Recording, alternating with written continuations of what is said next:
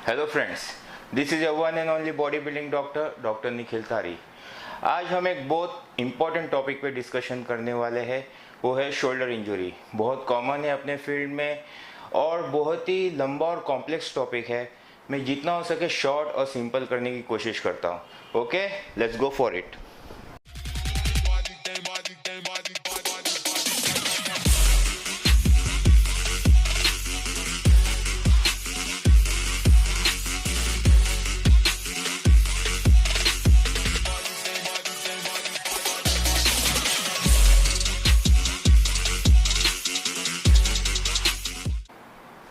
Welcome back. Shoulder injury बहुत ही common है। Every other लड़का जो 5-6 साल से एक्सरसाइज कर रहा है जिम में, कुछ ना कुछ शोल्डर में प्रॉब्लम्स आते ही है।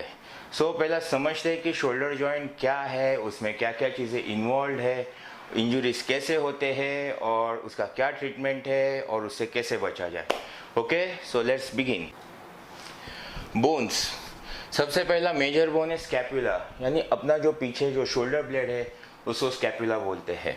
फिर ह्यूमरस, ये जो अपना अपर आर्म का जो बोन है दैट इज ह्यूमरस।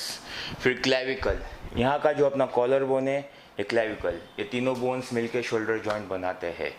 फिर जॉइंट्स, शोल्डर जॉइंट में दो बेसिक जॉइंट्स है, एक है एसी जॉइंट, एक्रोमियम क्लेविकुलर जॉइंट, यानी जहाँ पे अपना क्लेविकल यानी कॉलर बोन और स्कैपुला का जो एक्रोमियम प्रोसेस है वहाँ पे जॉइंट होता है, वो है एसी जॉइंट। दूसरा है ग्लिनोह्यूमरल जॉइंट, यानी अपना जो शोल्डर ब्लेड स्कैपुला है उसके अंदर एक ग्लिनोइड कैविटी रहता है, सॉकेट जैसा रहता है, और जो अपर आर्म का जो ह्यूमरस बोन है उसका हेड बॉल जैसा रहता है और उसमें फिक्स हो जाता है। So it forms a ball and socket joint. इसके वजह से अपने को वेराइटी ऑफ एंगल में मोशंस करने का परमिशन मिल जाता है because of ball and socket joint. Then muscles कौन कौन से इन्वॉल्व होते हैं। सबसे पहला मेजर मसल है डेल्टॉइड। ये बड़ा शोल्डर मसल जो है दैट इज कॉल्ड डेल्टॉइड। इसके 3 हेड्स होते हैं, एंटीरियर हेड, मीडियल हेड और रेयर पोस्टीरियर डेल्ट। दूसरा है रोटेटर कफ। रोटेटर कफ काफ़ी बार आपने सुना रहेगा, रोटेटर कफ इंजरी हो गया, अरे रोटेटर कफ का ये हो गया। रोटेटर कफ है क्या? रोटेटर कफ बेसिकली 4 मसल्स को मिलके बनाया जाता है जो शोल्डर जॉइंट को स्टेबिलिटी देता है। वो 4 मसल्स कौन से हैं? एक है सुप्रास्पाइनेटस, एक है इंफ्रास्पाइनेटस, एक है टेरेस माइनर और सबस्कैपुलरिस। अभी सुप्रास्पाइनेटस यानी क्या? अपना जो शोल्डर ब्लेड है उसको एक स्पाइन है पीछे की तरफ, उसके ऊपर से जो जाने वाला मसल है वो है सुप्रास्पाइनेटस, और स्पाइन के नीचे से जाने वाला जो मसल है वो है इंफ्रास्पाइनेटस। इंफ्रास्पाइनेटस के नीचे और एक मसल है उसको बोलते हैं टेरेस माइनर, और दूसरा है सबस्कैपुलरिस। सबस्कैपुलरिस यानी स्कैपुला के अंदर, यानी स्कैपुला अगर ऐसा है तो उसके अंदर से जो जाने वाला मसल है वो है सबस्कैपुलरिस। ऐसे 4 मसल्स मिलके बन जाता है अपना रोटेटर कफ। और एक मसल है जो शोल्डर जॉइंट में काफ़ी इन्वॉल्वमेंट है उसका, वो है बाइसेप का लॉन्ग हेड। अपना बाइसेप का जो लॉन्ग है वो ह्यूमरस से ऊपर से होके जाके ग्लिनोइड कैविटी में अटैच होता है। So bicep is also involve in your shoulder joint. फिर रीजंस क्या है शोल्डर इंजुरीज के? ओके, सबसे पहला एक्सेसिव रिपीटेटिव ओवरहेड मूवमेंट्स। जो भी ओवरहेड मूवमेंट्स है एक्सेसिव और रिपीटेटिव होने के वजह से होते हैं ये इंजुरीज। फिर ओवरहेड प्रेसेस वगैरह हो गए, फिर वेट लिफ्टिंग हो गए, स्नैच एंड जर्क्स वगैरह हो गए, स्विमिंग स्पोर्ट्स हो गया, बेसबॉल हो गया, क्रिकेट हो गया, टेनिस हो गया, बहुत सारे स्पोर्ट्स में शोल्डर इंजरीज काफ़ी कॉमन है, and in body building too. फिर उसके साइंस एंड सिम्टम्स क्या है, आपको शोल्डर में इंजरी है इसके लक्षण क्या है? सबसे पहला है स्टिफनेस। स्टिफनेस यानी जकड़ाहट, आपको हाथ हिलाने में प्रॉब्लम होती रहेगी, पूरा मूवमेंट नहीं होता रहेगा, सो दिस इज स्टिफनेस। फिर पेन, दर्द, या तो आप पिन पॉइंट कर सकते हैं दर्द किधर है, या ऊपर से बता नहीं पाएंगे कि दर्द किधर हो रहा है, पर दर्द जरूर हो रहा है ऐसा। फिर लॉस ऑफ स्ट्रेंथ, आपके मूवमेंट्स में पावर लॉस हो रहा है, आप उतना वेट्स नहीं उठा पा रहे हो। फिर पॉप आउट या क्रैकिंग, यानी आपका हड्डी ऐसा सरकता है, पॉप आउट होता है, या कुछ क्रैकिंग आवाज आता है आपको। So these are signs of shoulder injury. फिर पैरेस्थेशिया, पैरेस्थेशिया यानी आपको सुई जैसा चुभता है अंदर, दैट इज कॉल्ड पैरेस्थेशिया। फिर एनेस्थेशिया, एनेस्थेशिया यानी हाथ सून पड़ जाना, शोल्डर का इतना पार्ट सून हो जाना, उधर कुछ भी सेंसेशन या फीलिंग आपको नहीं होती है। और फिर है स्वेलिंग, सूजन, सूज जाना। सो ये सारे साइंस एंड सिम्टम्स अगर आपको है तो हो सकता है आपके शोल्डर में कोई इंजरीज होने का चांस है।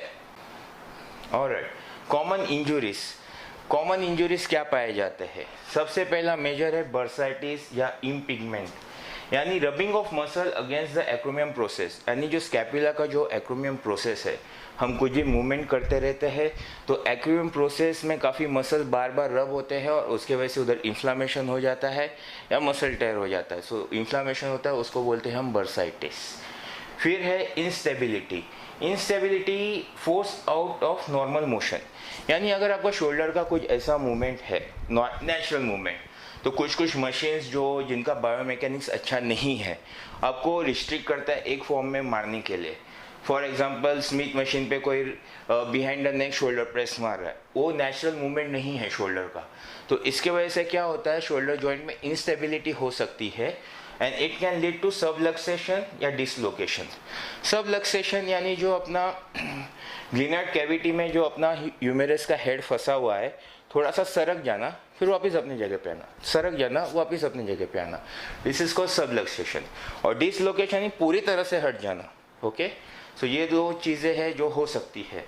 फिर रोटेटर कफ टेयर, यानी जो अपने रोटेटर कफ के जो मसल्स है उनमें उनको फट जाना या टेयर हो जाना, और उसमें है पार्शियल या कंप्लीट, पार्शियल नहीं थोड़ा सा टेयर, कंप्लीट यानी कंप्लीट टेयर, इसका सर्जिकल रिपेयरमेंट होता है। दूसरा है बाइसेप टेंडनाइटिस, अपना जो लॉन्ग हेड का बाइसेप्स है उसका फ्रीक्वेंट यूज़ होने के वजह से उधर इन्फ्लामेशन होना, दैट इज़ बाइसेप्स टेंडनाइटिस। फिर cervical nerve compression, cervical nerve compression यानी अपने सर्वाइकल स्पाइन में से जो नर्व्स निकलती है जो शोल्डर एरिया में से जाती है, हो सकता है आपकी पैथोलॉजी या आपका प्रॉब्लम सर्वाइकल स्पाइन में हो जहाँ पे नर्व कंप्रेस हो रही है, पर आपको एक रेडिएटिंग पेन मिलेगा शोल्डर में। सो हो सकता है कि आपको पेन यहाँ फील हो रहा है पर प्रॉब्लम है आपके नेक में। फिर मेन है ग्लिनॉइड लैब्रम टेयर, अभी जो अपना ग्लिनॉइड कैविटी है स्कैपुला का, उसके ऊपर ये जो ब्लैक कलर का है दैट इज आपका ग्लिनॉइड कैविटी, उसके ऊपर जो ब्लू कलर का मैंने बनाया दैट इज लैब्रम, एक फाइब्रस रिंग दी जाती है, भगवान ने हमें दी है, जिसके वजह से क्या होता है ह्यूमेरस का जो हेड है उसको एक्स्ट्रा सपोर्ट मिल जाता है, स्टेबिलिटी ज़्यादा अच्छी हो जाती है। अगर उसमें अपने को टेयर मिल जाता है तो that is called glenoid labrum tear. अभी उसके दो टाइप्स होते हैं, एक है स्लैब टेयर और दूसरा है बैंकार्ड टेयर। स्लैब टेयर यानी जहाँ पे इस ऊपरी भाग में जहाँ पे बाइसेप का टेंडन अटैच है वहाँ से अगर वो लैब्रम टेयर हो गया है that is called slab tier.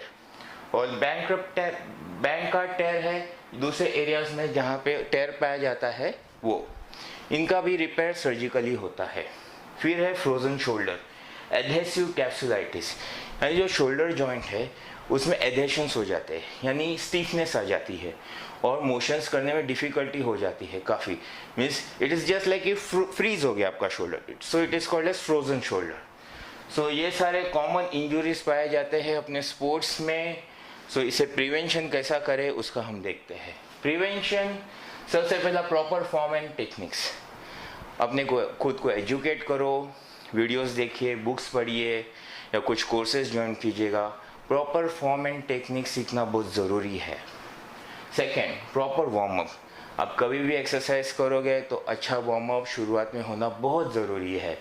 Shoulder joint एक ऐसा जॉइंट है जो अपर बॉडी के सारे मसल ग्रोथ में इन्वॉल्वमेंट उसका है, so shoulder warm up is very essential.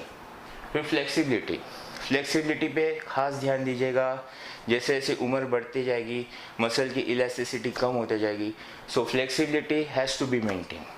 फिर rotator cuff strength, rotator cuff strong करना है, जो चार मसल्स है रोटेटर कफ को उसको स्ट्रेंथ दीजिएगा। क्या होता है हम शोल्डर प्रेस, बेंच प्रेस मार मार के बाहर का जो शोल्डर डेल्टॉइड मसल है उसको तो स्ट्रॉन्ग बना देते हैं, बट जो अंदर के रोटेटर कफ मसल्स है वो वीक ही रहते हैं, जिसके वजह से बाहर से तो शोल्डर स्ट्रॉन्ग है बट अंदर से वीक होने की वजह से इंस्टेबिलिटी और इंजुरीज होने के चांसेस रहते हैं। हम एक अलग से वीडियो बनाएंगे खास रोटेटर कफ स्ट्रेंथनिंग एक्सरसाइज के ऊपर। फिर डायग्नोसिस, मीन्स आपको ये लक्षण तो मिल गए कि आपको शोल्डर में प्रॉब्लम है, तो एक्चुअल प्रॉब्लम क्या है, तो शोल्डर इतना कॉम्प्लेक्स जॉइंट है, बाहर से सब चीज़ बताना डिफ़िकल्ट हो जाता है, या सिर्फ एक्सरे देख के बताना भी डिफ़िकल्ट हो जाता है। मैं सजेस्ट करता हूँ कि MRI is the best report. आपको शोल्डर में कोई प्रॉब्लम है, शोल्डर जॉइंट का MRI निकालो, एग्जैक्टली क्या प्रॉब्लम है समझिए और डायरेक्ट उसका ट्रीटमेंट कीजिएगा। फिर ट्रीटमेंट क्या क्या है, अगर आपकी कुछ बेसिक प्रॉब्लम्स है तो डॉक्टर आपको रेस्ट सजेस्ट करेंगे या कोई एंटी इंफ्लेमेटरीज देंगे। अगर थोड़ा सा ज़्यादा प्रॉब्लम है तो फिजियोथेरेपी के लिए आपको भेजा जाएगा। और प्रॉब्लम एक्सट्रीम है जैसे कि स्लैप टेयर वगैरह ऐसे सारे प्रॉब्लम्स है तो सर्जरीज करनी पड़ेगी। यही है इन शॉर्ट शोल्डर इंजरीज के बारे में।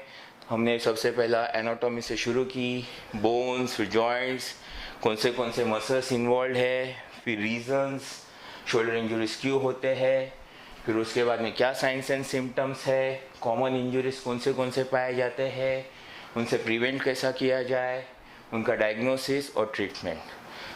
That's it. थोड़ा सा लंबा था, थोड़ा सा डिफ़िकल्ट था समझने के लिए आई गेस। बार बार देखिए, जब तक आपको ना समझे थोड़ा सा बुक्स पढ़िए, रीड कीजिएगा, रिसर्च कीजिएगा तो आपको थोड़ा बेटर अंडरस्टैंडिंग मिलेगा। ये वीडियो आपको कैसा लगा मुझे बताइए। Please give a thumbs up, do like, share and comment on my video and do subscribe my channel. There is lot more to come. Till then, bye.